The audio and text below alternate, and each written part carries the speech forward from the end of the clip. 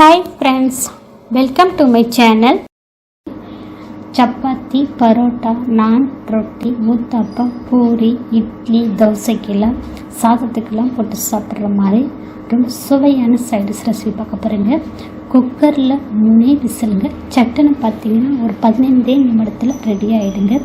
இந்த சைடிஷ் வீடியோவை முழுமையாக பார்த்துட்டு இதே முறையில் இதே அளவோட நீங்கள் செய்து பார்த்துட்டு எப்படி வந்துச்சுன்னு உங்களுடைய கருத்துக்களை ஷேர் பண்ணுங்கள். இந்த வீடியோ உங்களுக்கு பிடித்திருந்தால் லைக் பண்ணுங்கள், ஷேர் பண்ணுங்கள், சப்ஸ்கிரைப் பண்ணுங்கள், கமெண்ட் பண்ணுங்கள். இந்த வீடியோவை ஸ்கிப் பண்ணாமல் முழுமையாக பாருங்கள். இப்போ வாங்க ரெசிபிக்குள்ளே போகலாம். இப்போ ஸ்டவ் மேலே குக்கர் சூடுபடுத்தி இதில் 3 டீஸ்பூன் அளவுக்கு எண்ணெய் சேர்த்துருக்கேன். இதில் பட்டை, கிராம்பு, ஏலக்காய், கல்பாசி, பிரிஞ்சி இலை, 1/4 டீஸ்பூன் போல் சோம்பு சேர்த்துருக்கேன். இப்போ கறி மசாலாலாம் பொரிஞ்சதும் 3 பெரிய வெங்காயம் சேர்த்துருக்கேன். நல்லா பொடியாக கட் பண்ணிட்டு வெங்காயத்தை கண்ணாடி பதம் வர அளவுக்கு வதக்கிக்கலாம். வெங்காயம் கண்ணாடி பதம் வந்ததும் 1 டீஸ்பூன் போல் இஞ்சி பூண்டு பேஸ்ட்டு சேர்த்துருக்கேன். இப்போ இதனுடைய பச்சை வாசனை போகிற அளவுக்கு மிக்ஸ் பண்ணிவிட்டு 2 தக்காளி பழத்தை நல்லா பொடியாக கட் பண்ணிட்டு சேர்த்துருக்கேன். தக்காளி பழம் பார்த்திங்கன்னா நீங்கள் மிக்ஸி ஜாரில் கூட தண்ணி சேர்க்காமல் பேஸ்ட்டாக கூட அரைச்சி சேர்த்துக்குங்க. வெங்காயம் தக்காளி வதங்கினதும் கொஞ்சமாக மல்லி, புதினா, கருவேப்பிலை சேர்த்துருக்கேன். இதை சேர்த்து நல்லா வதக்கி கொடுத்துட்டு இதில் மசாலா பொருட்கள் சேர்த்துக்கலாம். அடுப்பு சிம்மில் வச்சுட்டு 1 டீஸ்பூன் தனி மிளகாத்தூள் காரத்துக்கு, 1 டீஸ்பூன் மல்லித்தூள், 1/4 டீஸ்பூன் மஞ்சப்பொடி, 1/4 டீஸ்பூன் ஜீரகத்தூள், 1/2 டீஸ்பூன் கரம் மசாலா சேர்த்துருக்கேன். இதனுடைய பச்சை வாசனை போகிற அளவுக்கு மிக்ஸ் பண்ணிவிட்டு தேங்காய் பார்த்திங்கன்னா ஒரு 1/4 மூடி தேங்காவை துருவிட்டு கொஞ்சமாக தண்ணி சேர்த்து பேஸ்ட்டாக அரைச்சி சேர்த்துருக்கேன். தேங்காய் பேஸ்ட்டை சேர்த்து நல்லா மிக்ஸ் பண்ணிவிட்டு இதில் ராஜ்மா சேர்த்துக்கலாம்.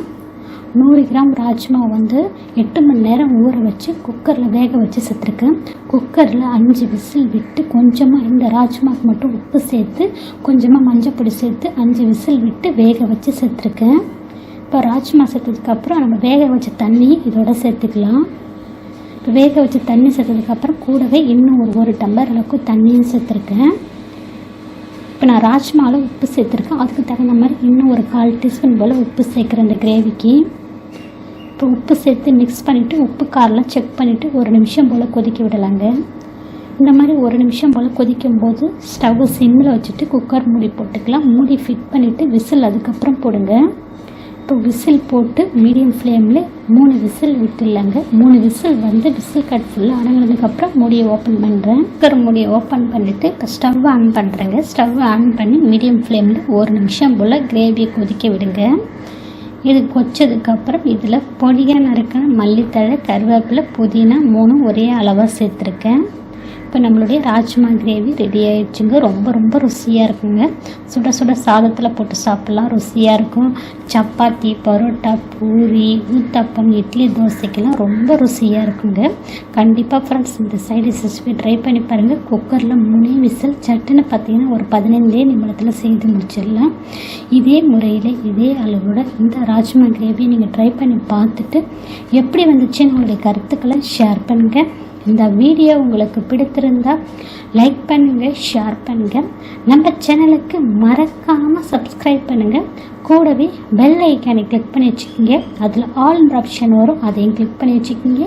அப்போ தான் அடுத்தடுத்து போடக்கூடிய புத்தம்பது வீடியோக்கள் உங்களுக்கு உடனுக்குடன் அப்டேட் ஆகும். இந்த வீடியோவை ஸ்கிப் பண்ணாமல் முழுமையாக பார்த்ததுக்கு நன்றி. வணக்கம்.